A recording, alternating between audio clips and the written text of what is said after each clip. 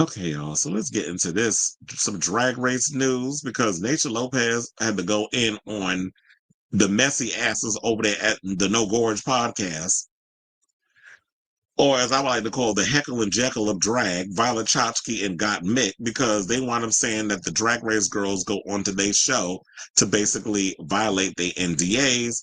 And Naysha Lopez did not like um, pretty much what they had to say on that. So now RuPaul's Drag Race Superstars Violet Chachki and Gottmik released a spicy new episode of No Gorge on their joint podcast on Thursday, June 26th. While the two drag artists explore various topics on this new episode, certain negative remarks from the episode are making the rounds within the drag race fandom and queendom. For instance, this new No Gorge episode featured Violet bringing up different tangents related to her season 7 co-stars like Trixie Mattel, Katya, and Ginger Minge. Meanwhile, Gottmik gets candid about her Snatch Game winning impersonation of Paris Hilton. There's also a surprising and random mention of Roscoe's Tavern, a prominent queer venue in Chicago that's been a staple of the LGBTQ plus community since 1987 that comes up in the No Gorge episode. Now, after catching one of the comments made by Violet and Gottmik about Roscoe's, Naysha Lopez made space in the All Stars 10 episode 9 viewing party live stream to defend the venue and clap back at the comments made on No Gorge. And we do have a clip of that, but we'll get that to the second. But in the meantime, let me just give y'all the whole background. So, in the episode, they started talking about that Gottmik is, I guess, going to be going to Australia because there's like this Snatch Game live on tour thing that's going to be happening. That was the one that but they said this June, so it may have happened already. But Alaska was supposed to be a part of it, but remember she had put out an announcement that she dropped out, which has some people thinking she was part of All Stars 11 or she's doing All Winter. I don't know. They thought she was doing All Stars, whatever. Turns out she's not doing it because Alaska believes that World of Wonder has an issue with her because she does the podcast with Willem. But anyway, the people that were on that tour in Australia includes Hannah Conda as Liza Minnelli, Jimbo as Shirley Temple, Jujubee as Eartha Kitt, Pythia as Zeus, Tia Coffey as Anne Boleyn, and Trinity the Tuck as Caitlyn Jenner. And Reese Nicholson, who is a Down Under judge, is hosting the event. So she's going to go on this whole thing about Paris Hilton, but we don't care about that because I just think that um I just don't think Gottmik is all that amazing. I mean, she gives the fashions, but besides that, there's nothing behind those, the overall looks. It's like, where's the personality? She has her moments, but she really doesn't do it for me. But anyway, so then Violet started talking about the complaints that she was having because she said, damn, everybody's coming at her wanting to talk about Ginger Minge, even her barber, who she said is a gay bear. But she was like, look, it's been 11 years since season 7, but because there's drama going on the show, they want to talk about it. And so then Gottmik is like, what's the tea? What's the drama? And Violet was like, the drama's about Ginger. I can't even, it's so annoying. And Vanjie actually sent Gottmik a clip of it the other day. And she said she was scared because she was like, why did you send this to me? Because she never sends me drag race stuff. And was like, am I mentioning the whole situation? Was Denali going off on Roscoe's or something? And then Violet and Gottmik basically started talking about the viewing parties at Roscoe's and once they realized that the clip for Roscoe's had nothing to do with No Gorge or any of them, because quiet as kept, who's talking about Violet Chachki and Gottmik? Y'all not doing nothing exciting for people to even talk about y'all anyway. But the thing is, y'all always end up in the news because y'all always talking shit about other people.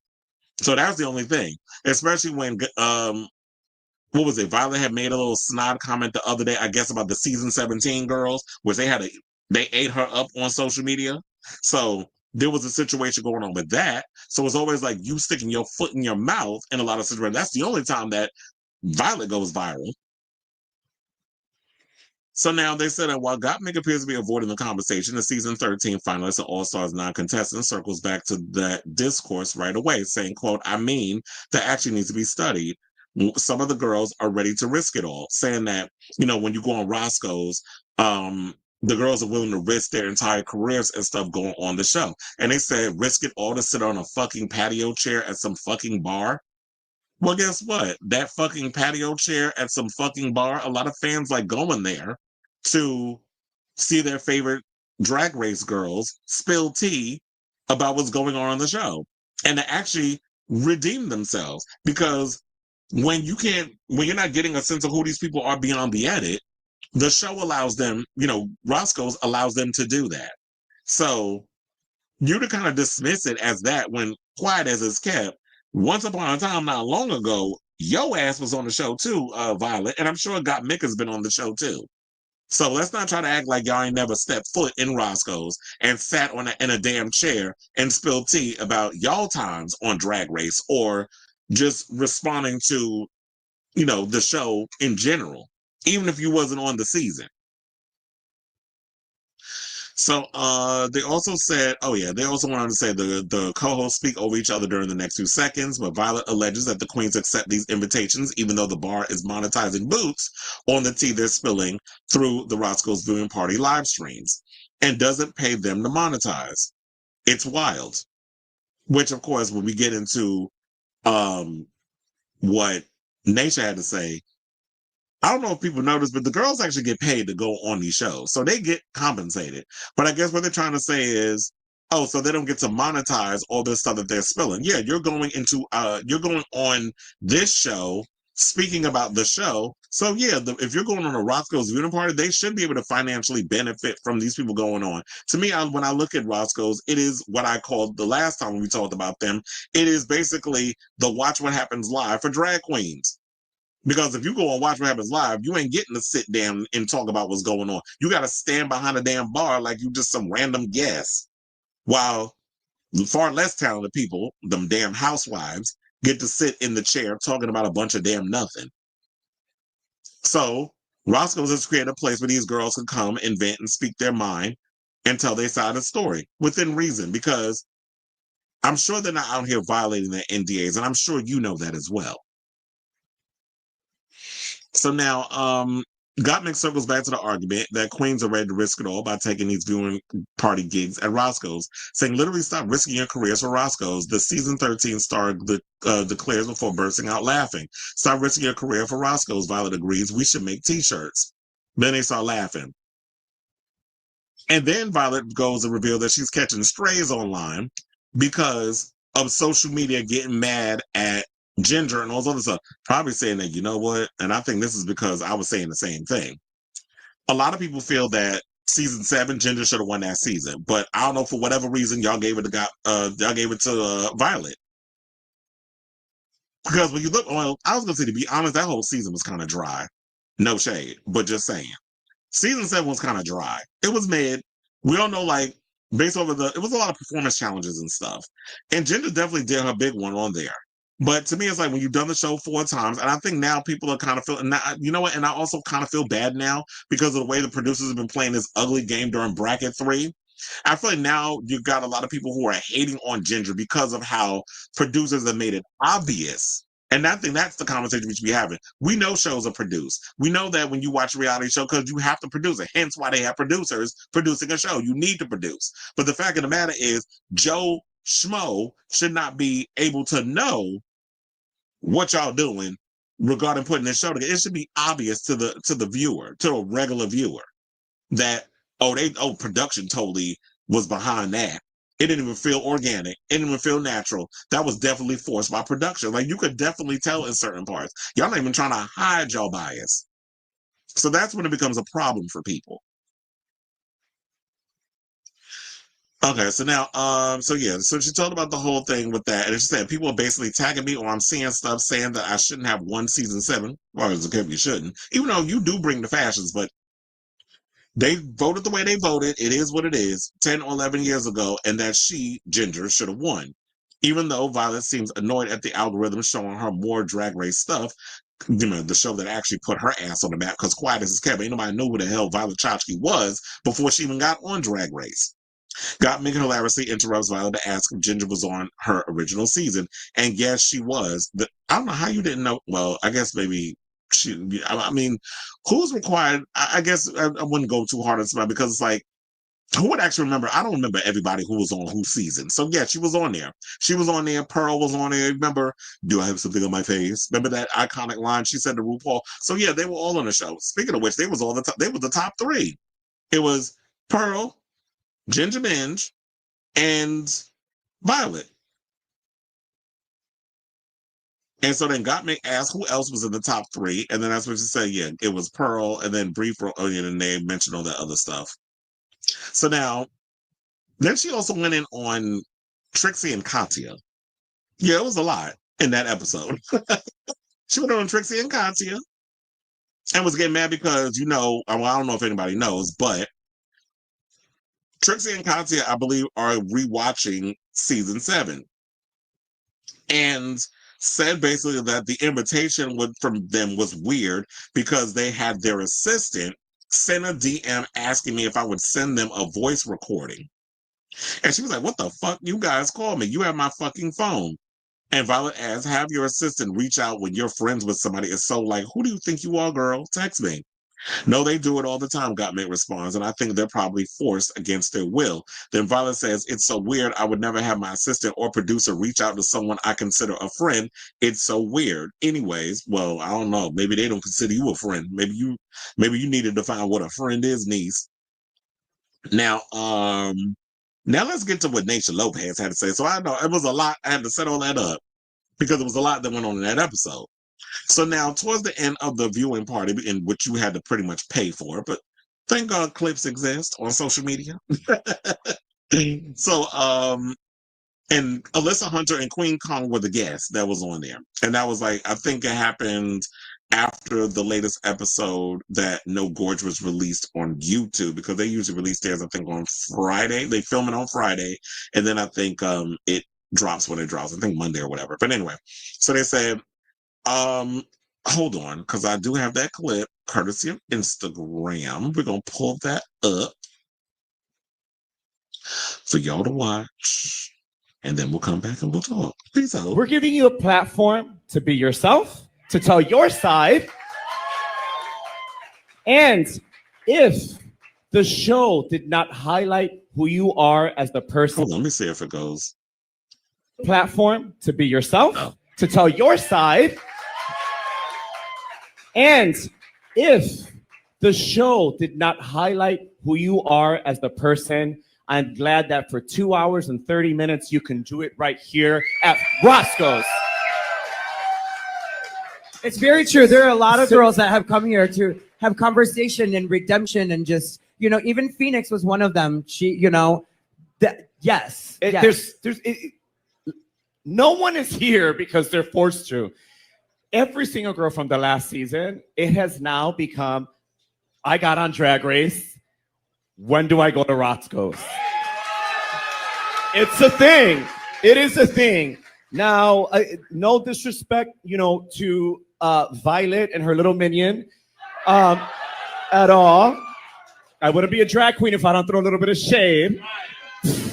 No disrespect. But listen, when you're going to say little things like this, mean what you say and say what you mean. Don't imply, because that's just lying. And not to mention, have we had them on this stage? Yeah, they were yes, here once. We have. They've been through Roscoe's. They've been here. They know what's up. And I'll tell you this right now. We are one of the only bars that, baby, that check is lovely. Let me tell you. Roscoe's knows every single girl's worth. They don't play with it. It's not up for discussion. It's not something that needs to be negotiated. We know who you are. We value you. We value your talent. And we appreciate you coming here and giving us the tea and having a good time. And guess what? We're going to continue to do so respectfully. Period. We're giving you. Okay, so there you have it. But she also, because they didn't play that part, because she said, "Oh, Joseph side, I've been calling them Tweedledee and Tweedledum, and I could really go in, but I won't do that." I'm talking about Violet and Gottmik, two of the nicest queens from RuPaul's Drag Race. They have a podcast, they do a thing, blah blah blah, whatever, and they were saying that they don't understand why queens risk their entire careers and come on Roscoe's and give the tea and this and that and blah blah blah. So, that was the part that they had mentioned in that whole situation. And they said this is the best place you could ever work. Every single queen that works here is treated like the queen if they are. The implication that they're coming here and we're making money off of them. Baby, every single one of these people up in here is getting a check. Every single person is getting paid. Now, for someone to say, why would you risk your career given the tea? Correct me if I'm wrong on the numbers, but I'm going to say about 90-95% of the girls that have ever been on Drag Race come through this stage and not one career has been ruined. Not one. And this goes for every single person that says, I talk too much, because yes, I do. She said, but if you notice, whenever I interject or start talking about something, it's because they, pointing to Alyssa and Queen, to Queen Kong, to illustrate the point, the queens starring in ongoing seasons are likely limited within the scope of what they can and cannot say. She said, well, we have the girls up in here. I tell them what they can't say and how they should word it, their opinions, their feelings. I've been on the show. I've read their contract and I know what you can and cannot do. We're aware of it. You are not at risk for losing your career. On the contrary, we're giving you a platform to be yourself, to tell your side. And if the show did not highlight who you are as a person, I'm glad that for 2 hours and 30 minutes, you can do it right here, which they cut down in the regular video to damn 45 minutes. But he also said that as the audience clapped, Batty Davis said that many queens have gotten redemption from the fandom by appearing on Roscoe's, saying no one is here because they're forced to. Naysha points out every single girl from last season has now become, I got on Drag Race, when do I go to Roscoe's? It's a thing. So, and that's when she went into the other video that y'all actually saw. So that was all the pre-stuff before we got to that other part. But funny enough, I did read some of the comments, and Eureka O'Hara jumped in the comments and didn't seem like she was all too happy with what Naysha said. So one person, before we get to what Eureka said, she said, one person said, if you're not watching Roscoe's viewing parties, you're only getting half the story. Ha ha ha. Trying to basically call it untucked. So here's what Eureka said. She said, girl, this is so random and not true. They booked Sean, that apparently is the GM, favorites, and the current season girls, and that's it. Just like every other venue, let's see the earlier season dolls or the big girls on stage. Just saying, that's not on a current season. Girl, bye. Yeah, well, if you do notice, they do just have, they do be having, you don't be saying, well, it's not necessarily true, because sometimes they'll bring people who are not on the show. Like they've had, what was it? Was it this season? No, I think it was season 17. Kennedy Davenport wasn't on the show. They had her on. So they do book some of the girls that are not on the seasons. But they was eating up in the comments. One person said, are you okay? Another person said, bye. Another person said, you don't count on what they're saying. You don't count on what they're saying. You know why, LOL. And yeah, that's basically what it was. And then I guess one person said, what Vi and Mick said has some merit, because they want the girls to have their own platform to spill their own tea themselves and monetize it. What they fail to see is that most girls don't really have the means to, so Roscoe's is a great venue for it. And you also have to think about this, is that when you say what they fail to see is that most girls don't really have the means to, that a lot of queens aren't like Mistress Isabel Brooks, or a Bob and Monet, or a Alaska and Willem, or a Roscoe's, or I guess a Gottmik and Violet, where they have the ability and the wherewithal, or even a Deja Scott, because Deja Scott got a YouTube channel. It's like not everybody has the ability to get up on YouTube and take the time and the wherewithal to create content that way. And even most recently, Corey King. Not everybody has the ability to get up there and do that. Some people have to rely on going on other platforms to be able to get attention or to get their side of the story. Now, there's a lot of you girls who just, y'all look great gowns, beautiful gowns. A lot of y'all don't have the personality. So maybe that's how you think, but not everybody thinks the way you think. And I'm glad you were able to parlay a career into being an artist and all the other stuff, but not everybody, like I said, has the ability to do so. Hence why some of them have to go on Roscoe so they could reach a bigger audience, instead of trying to build an audience and only have 10 people watching a damn show. And they go over to the other show and they let their voices be heard. So I definitely want to, speaking of voices be heard, I want to hear y'all voices. So what do you guys think of this story regarding what is being said, regarding all the other stuff that Gottmik and them had to say, and then Naysha Lopez clapping back on what Gottmik and And Violet said regarding Roscoe's and people basically risking their careers and NDAs for going on there and spilling tea about what's going on with Drag Race. And the one who really be going in and letting have is Naysha, because I don't think Naysha has any interest of going back to Drag Race. So her being on that little villain role, similar to Willem, they get to, you could have them be the bad guy and spill the tea while your careers go unscathed. They don't mind doing it. So let me know what you guys think of this story in the comments down below.